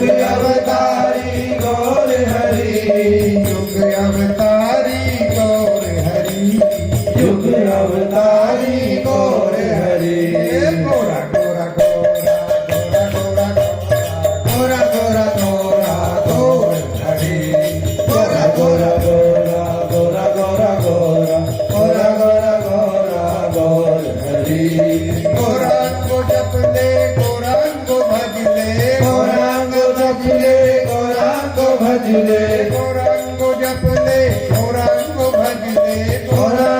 शोभले गौरांग भजले होई दुखेरा बचा मेरे होए दुखेरे अवसान रे भज गौरांग कह गौरांग कह गौरांग नाम रे भज गौरांग कह गौरांग कह गौरांग नाम रे जय जनो गौरांगो भाजे जय जना गौरांग भाजे हमारो प्राण रे भज गौरांग कह गौरांग जय गौरांग नाम रे भज गौरांग कह गौरांग जय गौरांग नाम रे भजन राम जय नित्यानंद राम नित्यानंद राम जय नित्यानंद राम नित्यानंद राम जय नित्यानंद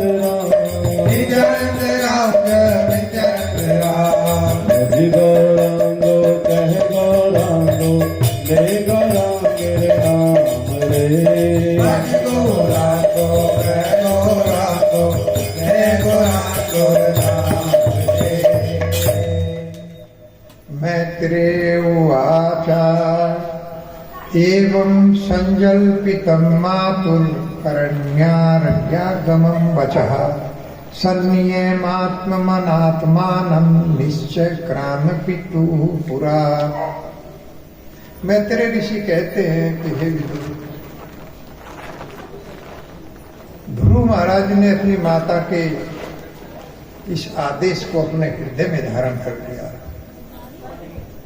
माता ने जो उपदेश दिया था उसको अपने हृदय में रख लिया और बुद्धि के द्वारा मन को नियंत्रण करके घर को, पिता के घर को त्याग दिया, छोड़ दिया। ध्रुव महाराज ने माता के आदेश के अनुसार उसको हृदय के अंदर धारण किया और मन को बुद्धि के द्वारा नियंत्रण करके छोड़ दिया। माता पिता की बात को पुत्रों को तुरंत धारण कर लेना चाहिए।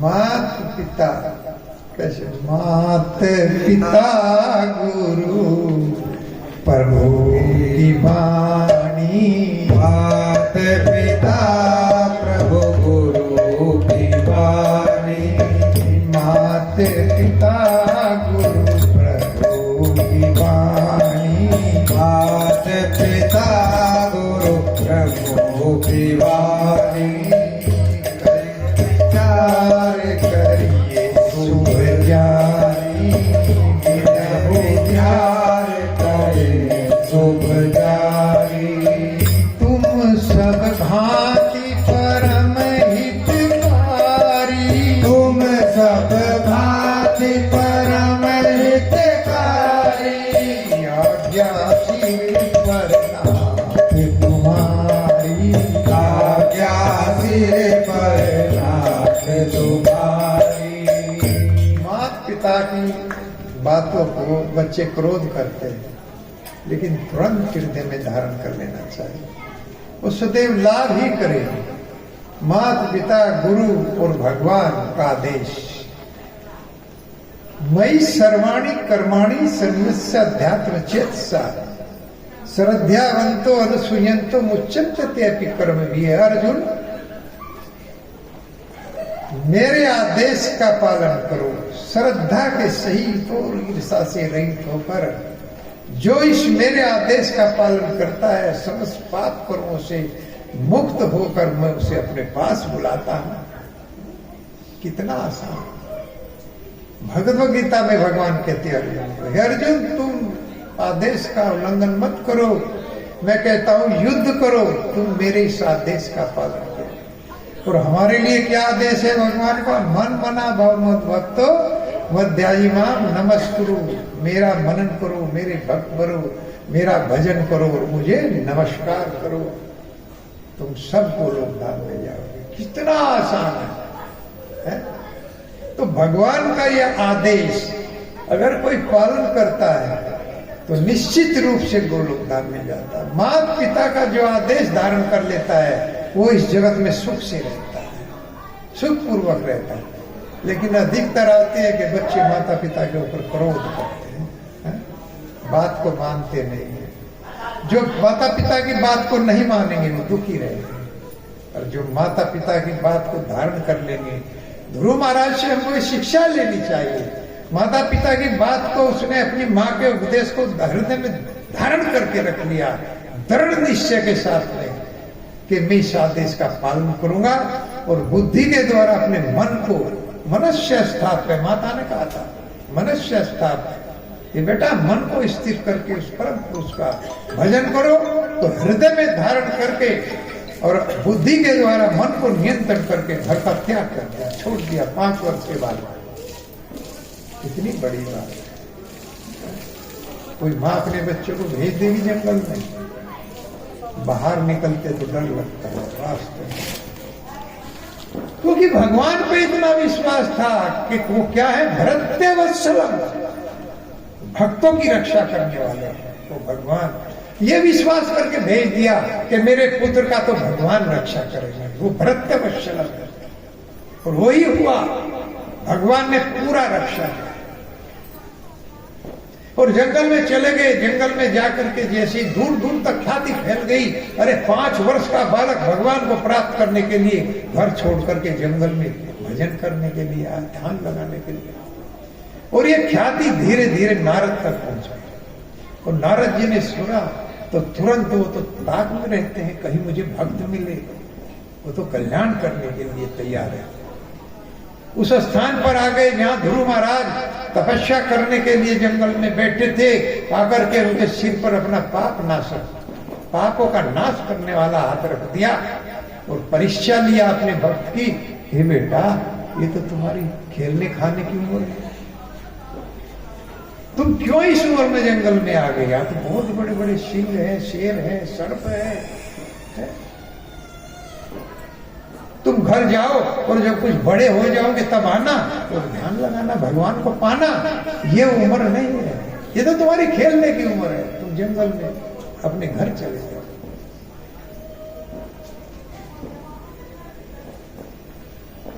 और उपदेश दिया बहुत सुंदर कि बेटा, जो अपने से बड़ों का सम्मान करता है और जो अपने जैसों को अपना मित्र बना लेता है और जो छोटों के ऊपर दया करता है, उसके पास 3 ताप फटकते भी नहीं है।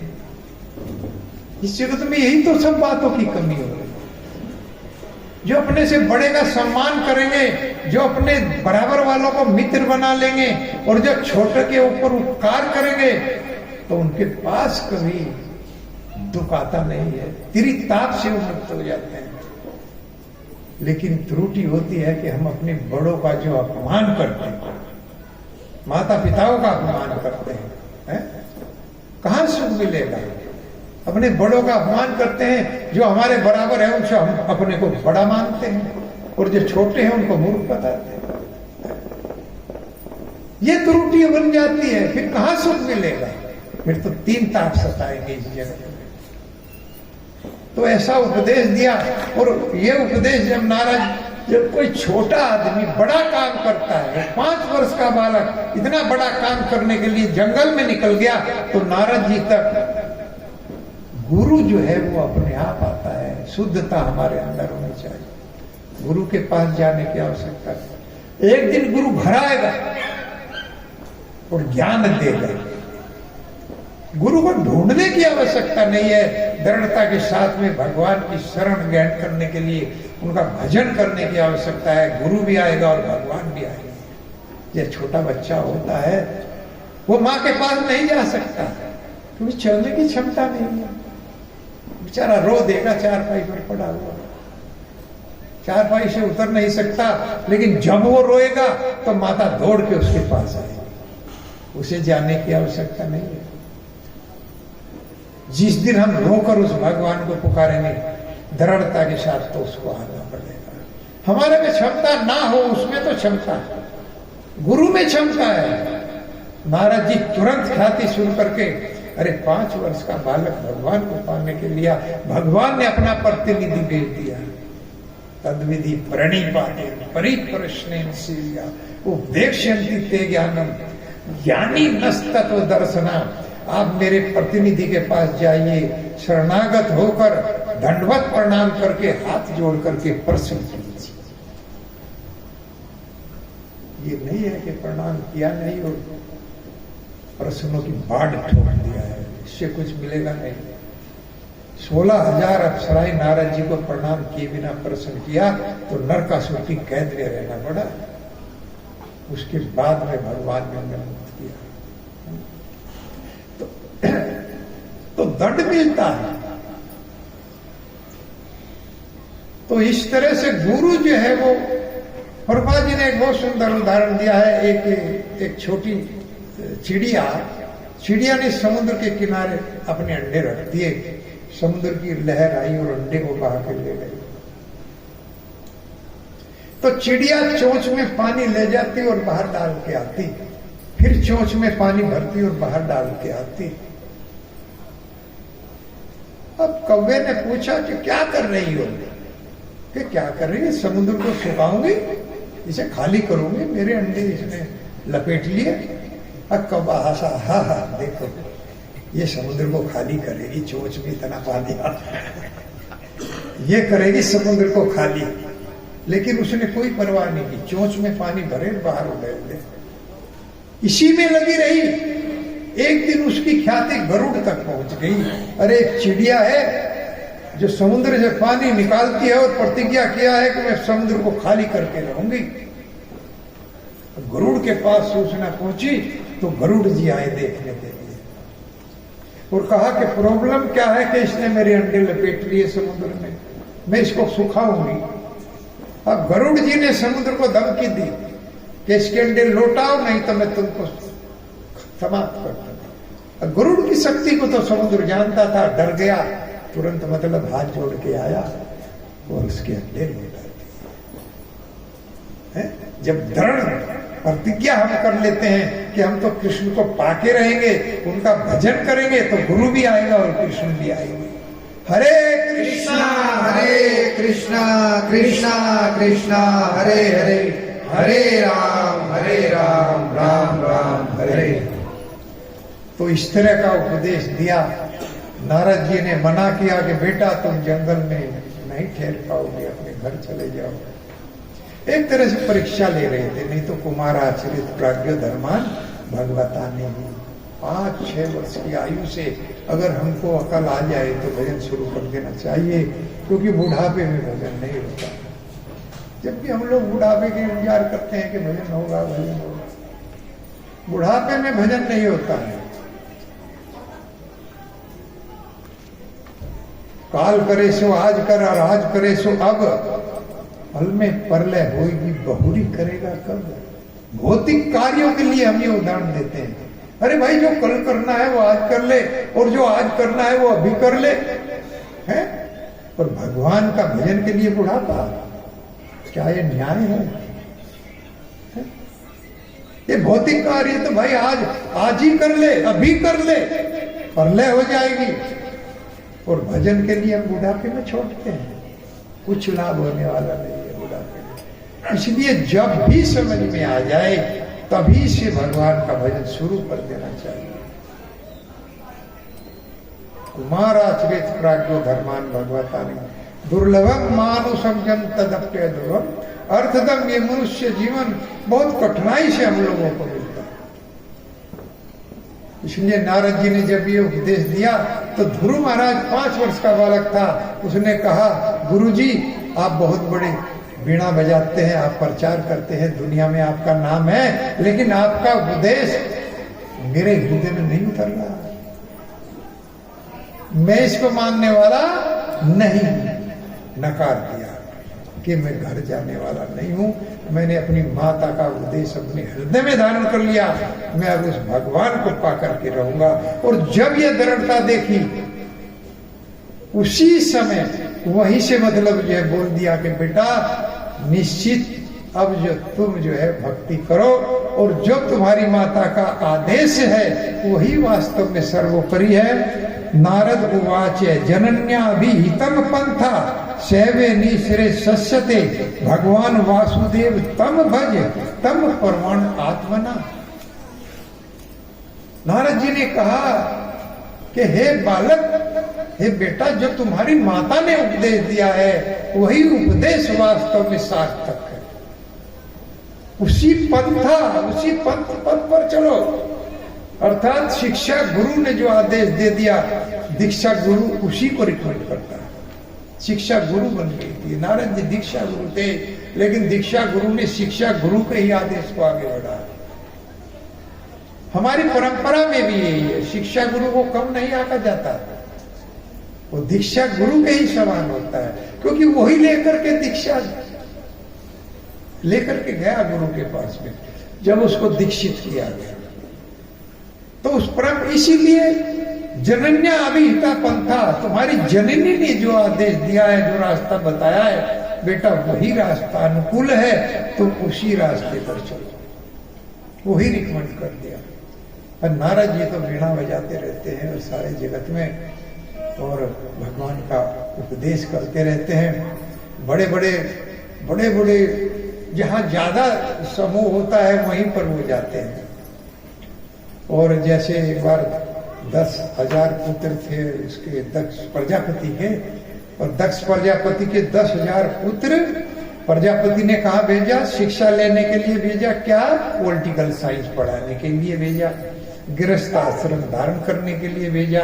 बेटा पढ़ करके आओ, राज्य करो और बच्चे पैदा करो, इसलिए भेजा कि आकर के राज्य संभालो, शादी करो, बच्चे पैदा। लेकिन नारद जी ने देखा 10,000 है, तो तुरंत वहां पर आ गए और आकर के एक श्लोक बोला। और श्लोक में उन्होंने कहा कि एक राज्य है, उसमें एक राजा है, एक उज्जवली स्त्री है, वो स्त्री वस्त्र बदलती रहती है, उसमें एक बिल है, उसमें एक नदी है जो विपरीत दिशा में बहती है। इस तरह का श्लोक बोला। और दक्ष प्रजापति के जो पुत्र थे उन्होंने उसी श्लोक के 10 श्लोक बनाए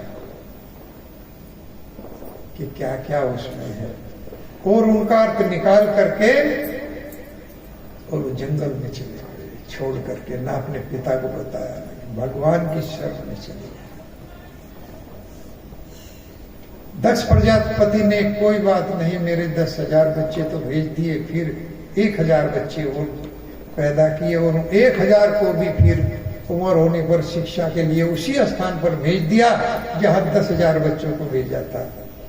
तो नारद जी फिर आ गए और फिर बस इतना कहा, बेटा तुम अपने बड़े भाई जो है उनका अनुगमन नहीं करोगे? वो क्या वो पागल थे आपके बड़े भाई? और ये कहकर चले गए। उन्हें मालूम था कि मेरे बड़े भाई तो भगवान को पाने के लिए जंगल में चले गए, तो वो 1,000 भी चले गए।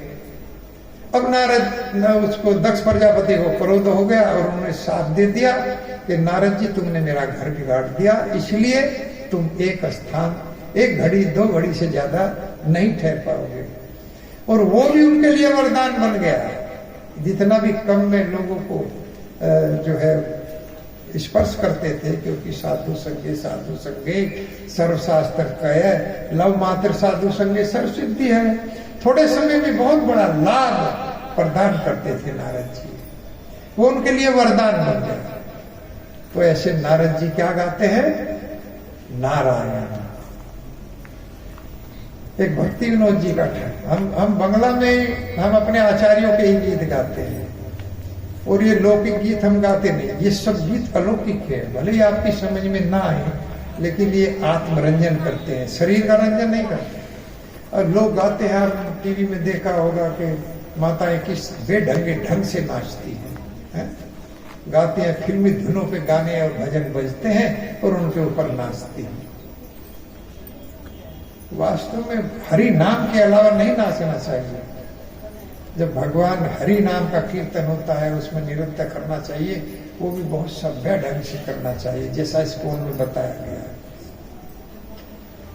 नारायण नारायण नारायण नारायण नारायण नारायण नारायण नारायण नारायण नारायण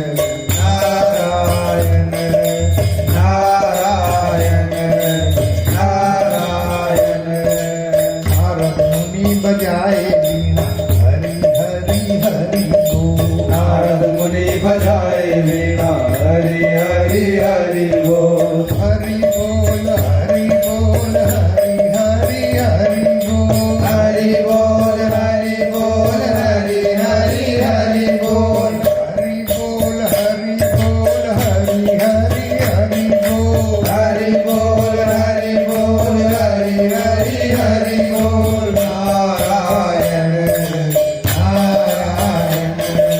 नारायण नारायण नारायण नारायण नारायण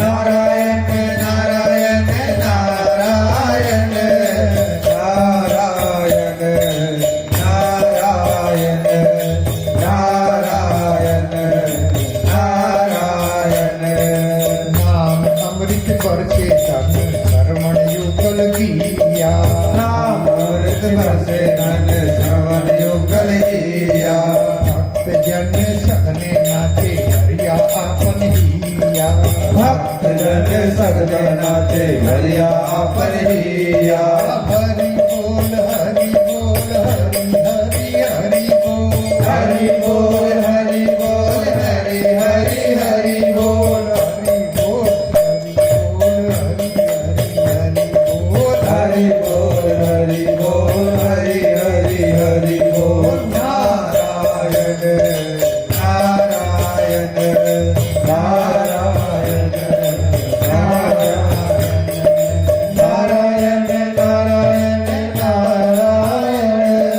नारायण नारायण नारायण नारायण नारायण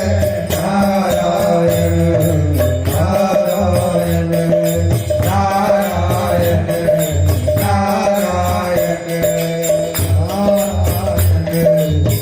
नारायण नारायण नारायण नारायण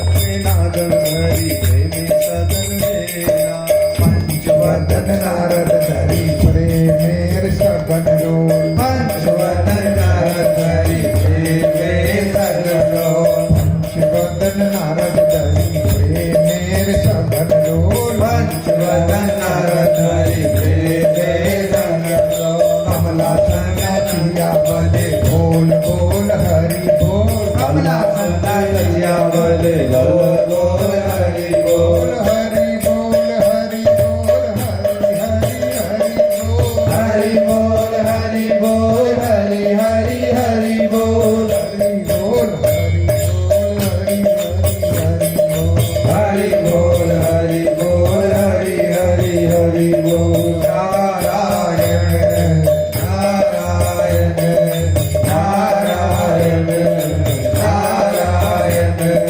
नारायण नारायण नारायण नारायण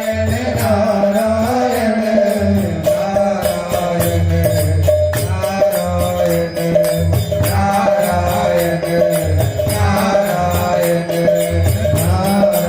नारायण नारायण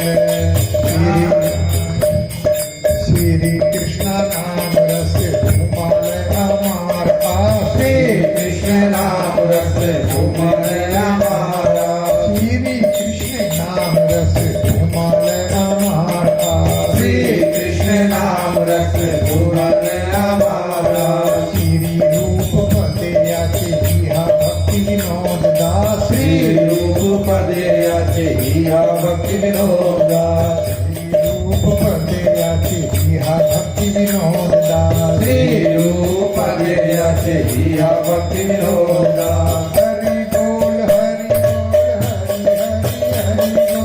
हरि बोल हरि बोल हरि हरि बोल हरि बोल हरि हरि बोल हरि बोल हरि बोल हरि हरि बोल हरि हरि हरि बोल नारायण नारायण नारायण नारायण नारायण नारायण नारायण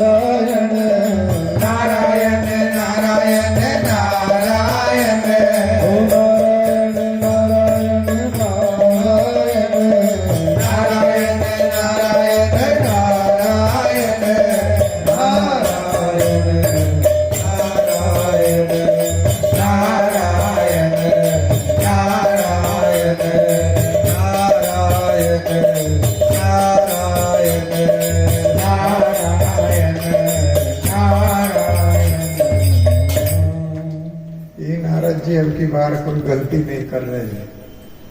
एक बार देवताओं ने आयोजन किया था भगवान के नाम के कीर्तन का, तो नारद जी आए अप्सराओं को लेकर के, ब्रह्मा जी, भगवान शिव, इंद्र सब उसमें बैठे हुए थे। तो इन्होंने उन्हीं का गुणगान शुरू कर दिया, देवताओं का भजन गाने लगे। जबकि श्रवणम कीर्तनम विष्णु, श्रवण कीर्तन भगवान विष्णु का होता है और किसी का होता ही नहीं, उसी की भक्ति होती है। तो इन्होंने गाना शुरू कर दिया तो सारे देवता नाराज हो गए। ब्रह्मा जी ने साथ दे दिया कि तुमने भगवान का कीर्तन नहीं किया है, हमारा कीर्तन गाने लगे, हमको प्रसन्न करना चाहते हो, हमको खुश करना चाहते हो। अरे भगवान को खुश करते ही हम सब खुश हो जाते हैं। देव ऋषि आपती भूतादि निर्णाम पितरनाम न किं करुणायम ऋणी च राजा सर्वात मनाय शरणम शरणम गतो मुकुंदम परिहर्त करता। जिसने सब कुछ कृष्ण को समर्पित कर दिया है, उसे अगर माँ बाप का कर्ज 7 जन्मों तक नहीं उतरता, देवताओं का जो कर्ज है वो हमसे नहीं उतरता, क्योंकि देवता लोग हमें सूर्य प्रकाश दे रहा है, चंद्रमा चांदनी दे रहा है, पवन ऑक्सीजन दे रहे हैं हमको, कुछ लेते हैं क्या? कोई जल मिल रहा है, बारिश हो रही है, कुछ लेता है कोई? यहाँ पर तो विद्युत का भी टैक्स देना पड़ता है, बिल देना पड़ता है, जल का भी टैक्स देना पड़ता है, सब कुछ देना पड़ता है, लेकिन कोई देवता कुछ लेता है? कुछ नहीं लेता है। तो इनका कर्ज कैसे उतरता है? माता पिता का कर्जा 7 जन्म तक नहीं उतरता, कैसे उतरेगा? ते देव ऋषि भूतादि निर्णाम पितरनाम न किं करुणायम ऋणीश्च राजन। देवताओं का ऋण, माता पिता का ऋण, सूर्य का ऋण, सबका ऋण अगर कृष्ण को पूरी तरह से समर्पित होके अपने को उसके परायण कर दे, उसके नाम को गाए, तो सारे ऋणों से जीव पूर्ण हो जाता है, उसके ऊपर कोई ऋण नहीं रहता। सबकी पूजा होती है, अपने आप सबकी पूजा होती है। अब बच्चे से भी कहोगे बेटा इस पेड़ में पानी दे दे, तो पत्तों पे तो छिड़केगा नहीं, कहाँ देगा? जड़ में पानी देगा। उसे भी मालूम है कि जड़ से पानी पत्तों को अपने आप मिल जाएगा। हम सब लोग खाना कहाँ पहुंचाते हैं? हमारे सारी इंद्रियां कहाँ खाना पहुंचाते हैं? पेट के अंदर। हाथ अपने आप नहीं रोटी लपेटता, दांत नहीं लपेटते, कहाँ पहुंचाते हैं? सब हाथ मुंह में डालता है, दांत चबाते हैं, जिह्वा नीचे पहुंचा देती है पेट में। इन सबको मालूम है कि वहां से ऑटोमेटिकली हमको हिस्सा मिल जाएगा। हाथ को भी मिल जाता है, पैर को भी मिल जाता है, पूरे शरीर को सारा हिस्सा मिल जाता है पेट में रोटी जाने से। तो इसलिए वो भगवान पेट है, वो जड़ है।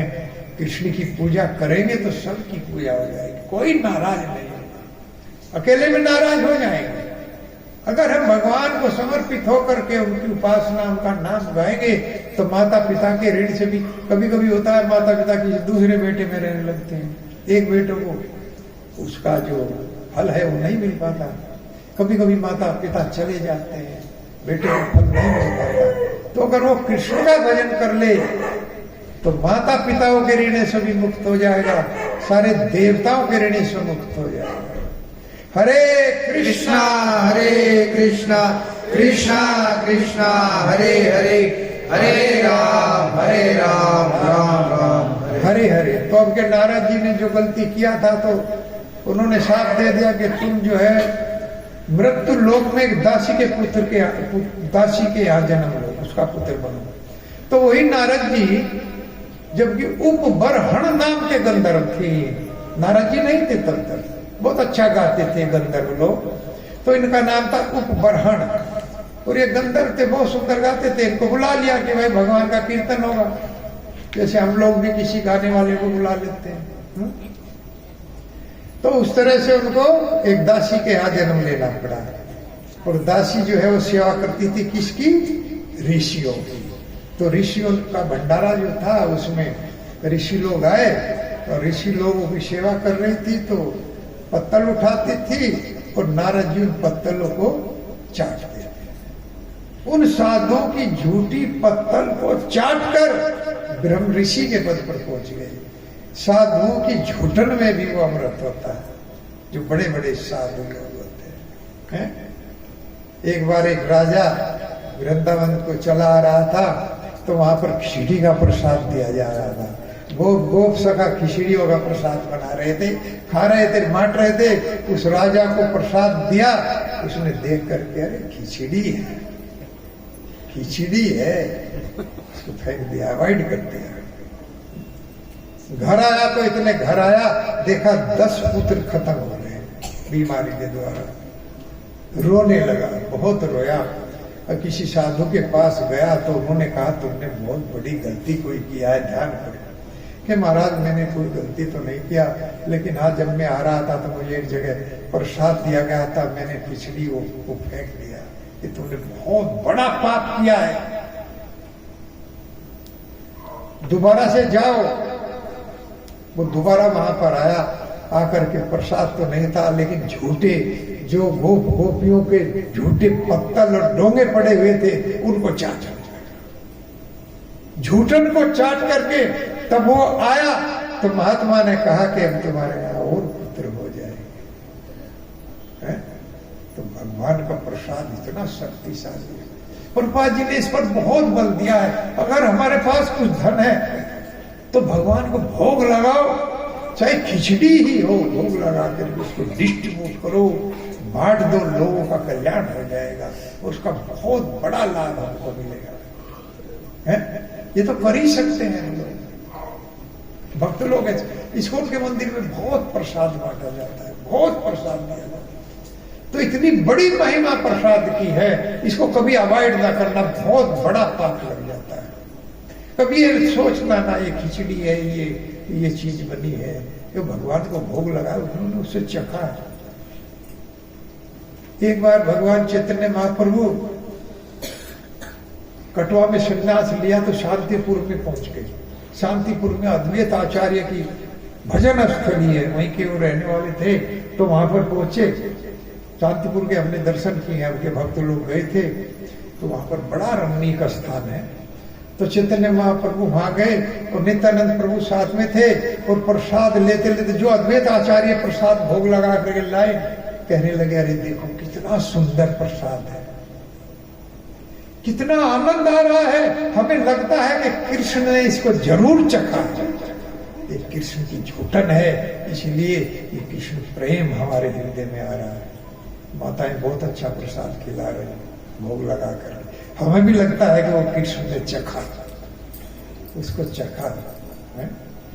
ऐसे भोग लगा करके आप जो है खाइए, और जो है भक्तों को खिलाइए, या किसी को भी, या किसी फंक्शन पर, बच्चे के जन्मदिन पर इनवाइट कीजिए, लेकिन भोग के बिना किसी को प्रसाद मत दीजिए।